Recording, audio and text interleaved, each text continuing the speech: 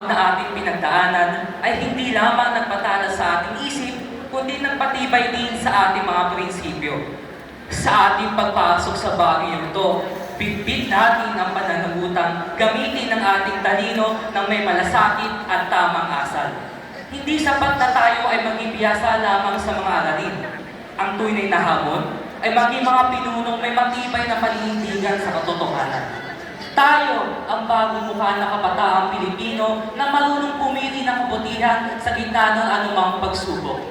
Sa ating pagtatapos, baon natin ang dangal at pusong handang magsilbi ng tapat sa ating bayan at sa ating kapwa. Ang ating tagumpay ngayong araw ay dakilang pagpapatunay ng ating katatagan laban sa lahat ng pagsubok at limitasyon sa ating paligid. Dala-dala natin ang karangalan na nakamit natin ang ating mga pangarap na may malinis na layunin at marangal na pagkatao.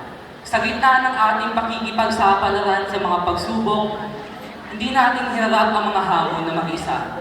Sa ating mga guro, salamat po sa inyong pag-unawa at pasensya.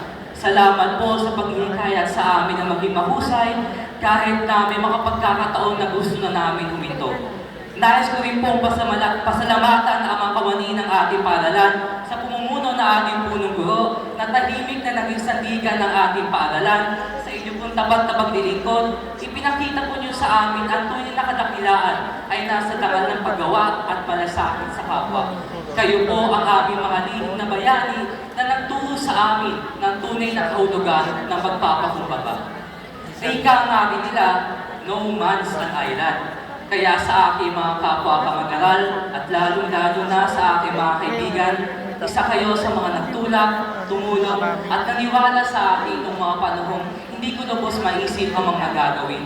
Maraming salamat sa mga tawa, kasiyahan at ala-ala na tila nagpakulay sa aking buhay at nagpatatag sa aking sarili. Sama-sama nating hinarap ang mga hamon at sabay-sabay tayong umulan sa hirap at ginhiwala. Ipinagmamalaki ko rin ang aking pangkat na ako'y pinabibilangan, ang pangkat Einstein na dyan po sa pinakalikod. Isa kayo sa mga taong naging kasabay ko sa aking paglalakbay. Tandaan nyo lagi, saan man tayo ng sulok ng mundo tumungo, ang bawat alaala na ating binuo ay hindi malilimutan na parang bulan.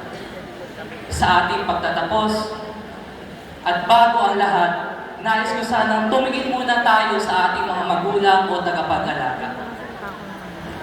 Kayo po ang unang mga taong naniwala sa amin nung kami mismo ay tila nawawala na ng pag-asa. Sa bawat araw na